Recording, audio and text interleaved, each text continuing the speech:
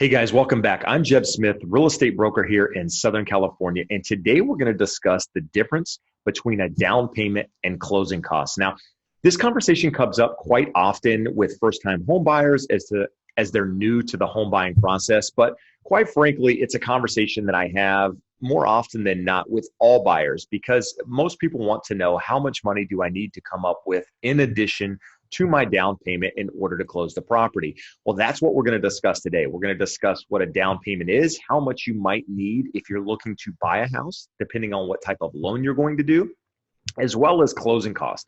What are closing costs? How do you come up with the funds for closing costs? Can they be a gift? Can you use cash that you have sitting aside, maybe under your mattress, or does it have to be money coming from bank? We're going to discuss all of that in today's video, but before we dive into that, I'd like to take a minute again and introduce myself. I'm Jeb Smith. Like I mentioned, I'm a real estate broker here in Huntington Beach, California. And if you're new to my channel, it's all about real estate, helping buyers, helping sellers, helping investors navigate the real estate process, whether it's, breaking down topics like closing costs and down payment, or just navigating people through the home buying process and breaking down basic terminology. But either way, I appreciate you taking the time to watch. And if that interests you at all, do me a favor and hit that subscribe button.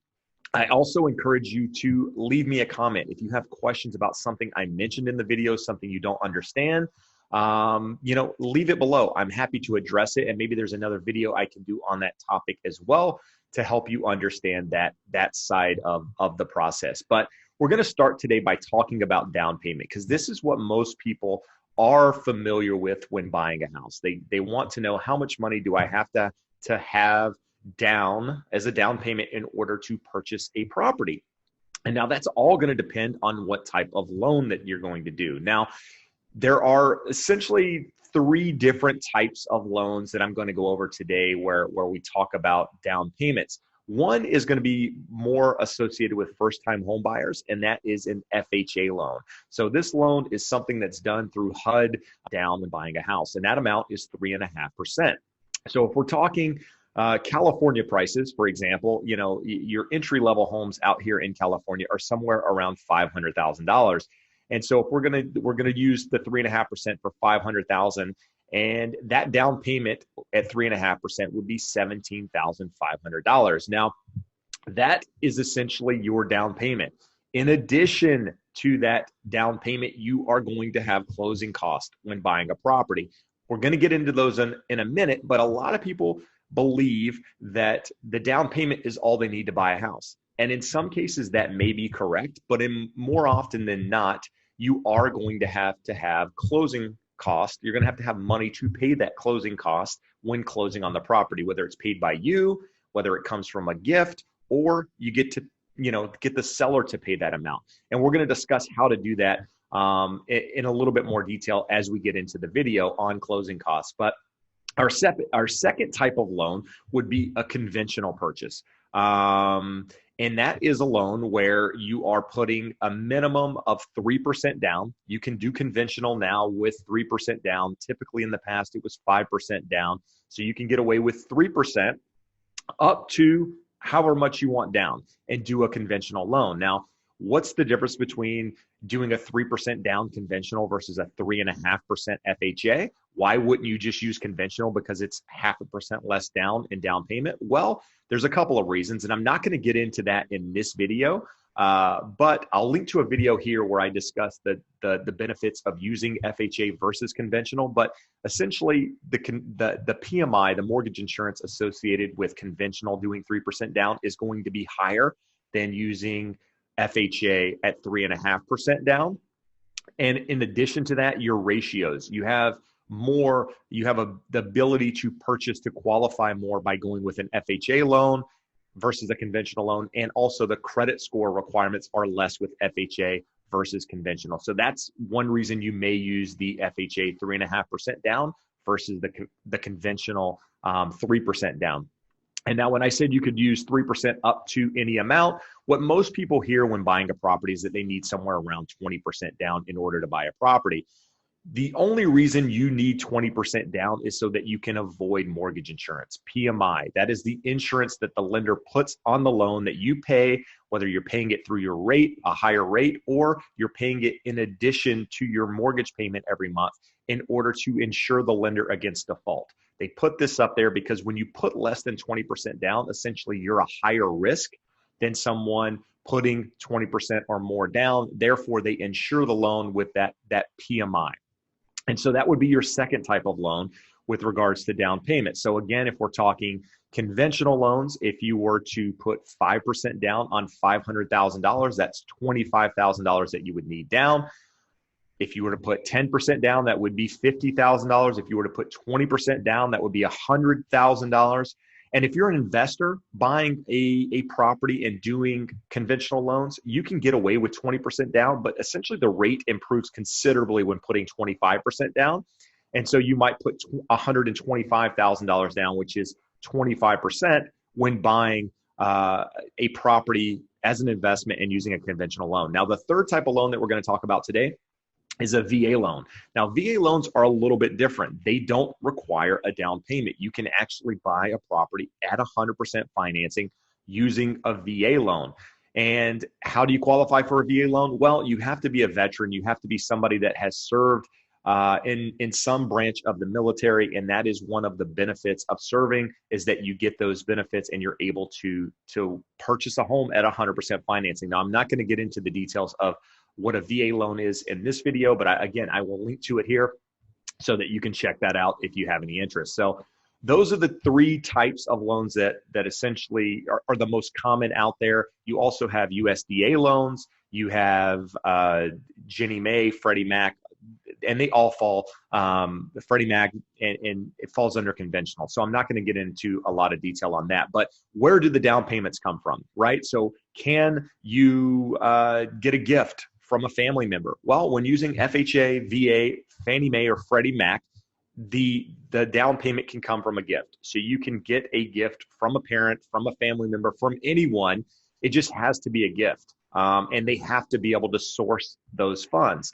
And that's true with any down payment when buying a property. You're going to have to be able to show where that money comes from, whether it came from your bank account, whether it came from a 401k, whether it came from an IRA, any sort of investment. You've just got to be able to document where that money came from. The same thing with a gift. If you're getting it from a parent, you've got to be able to source that money. They need to be able to show you the bank account that has the money. They've got to be able to show the transfer going out to you, whether it's a check, and then you've got to be able to show it being deposited into your account. That's part of the process in sourcing those down payments. Now, I've had clients in the past that have had cash and it's just sitting in a mason jar or under their mattress or what have you. Unfortunately, you can't use that money in order to buy a property unless it's seasoned in a bank account for a specific amount of time. I think most lenders want to see that money seasoned for at least 2 months. So you can't just transfer that money, go deposit it into your bank account, and then go use it for your down payment without being able to provide the source in which it came. So if it came from cash, you're not going to be able to source that, and that's going to create problems when trying to buy a property.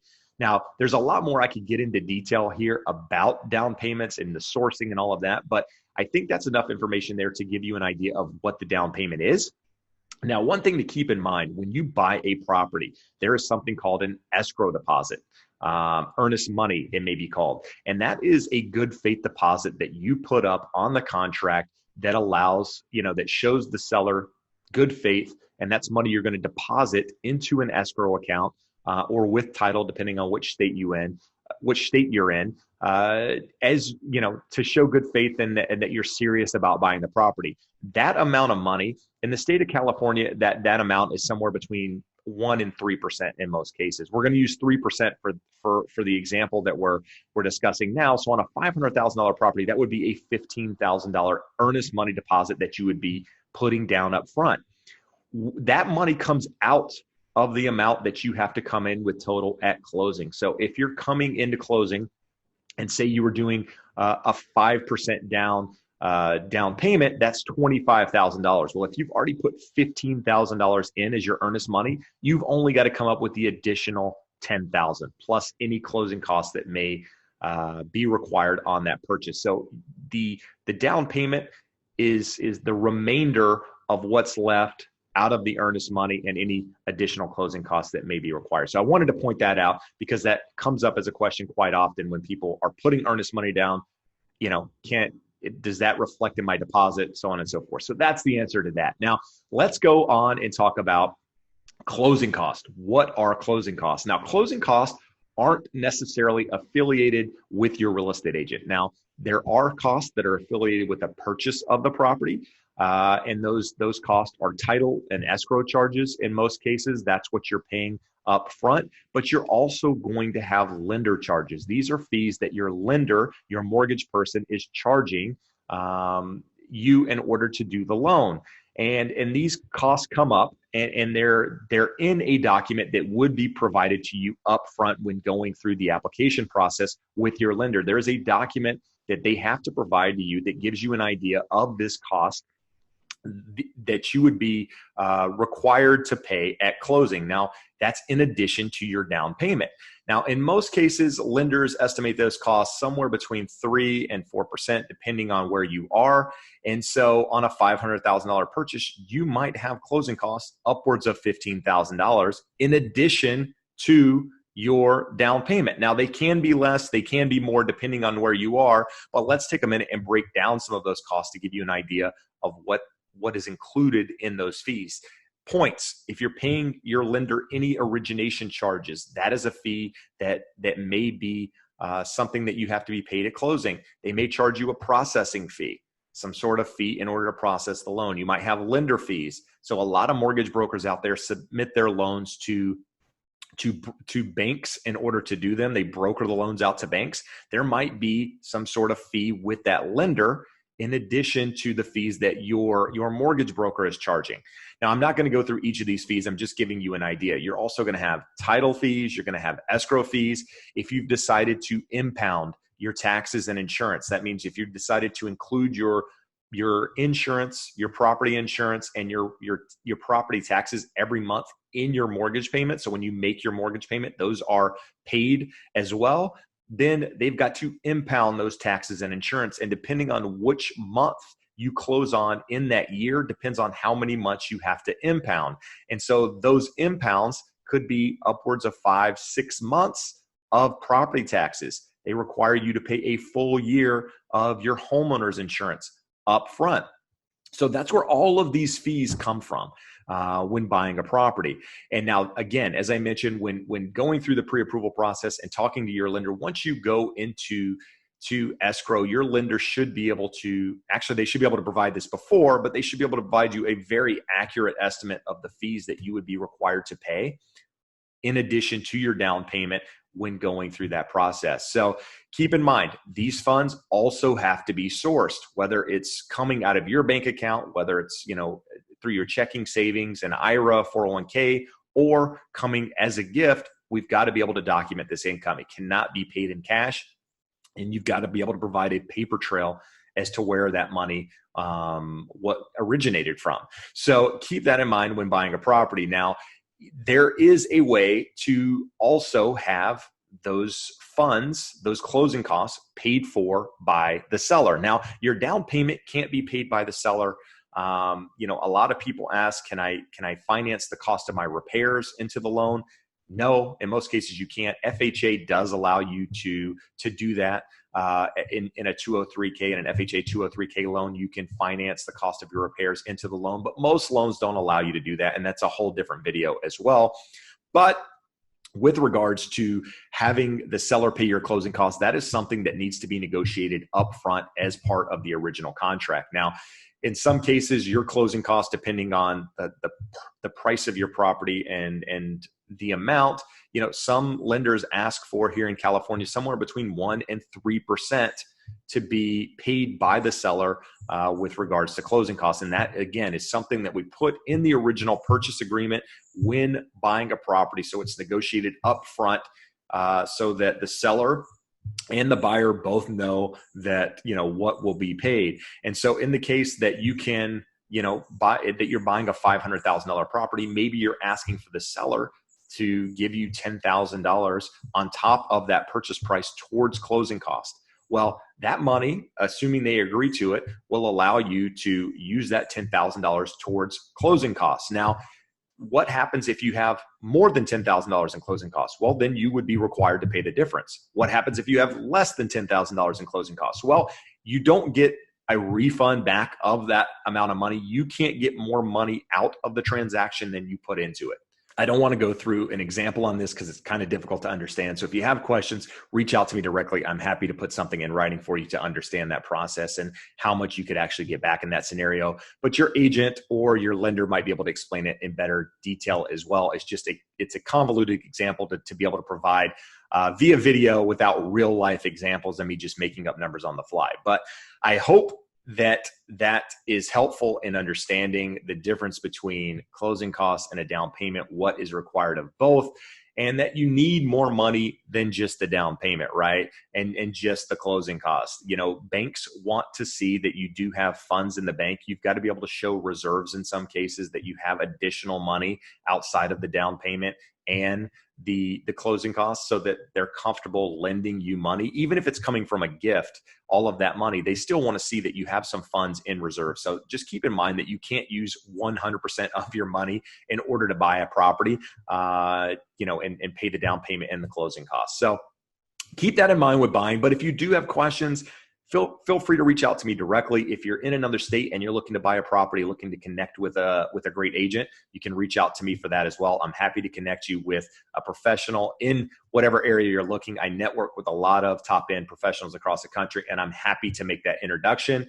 And if you're looking in Southern California and you don't have an agent, would love the opportunity to discuss that process with you in more detail. As always, I appreciate you taking the time to watch. Comment below if you have questions, hit that subscribe button, give me a thumbs up, and we'll see you again soon. Have an awesome day. Bye-bye.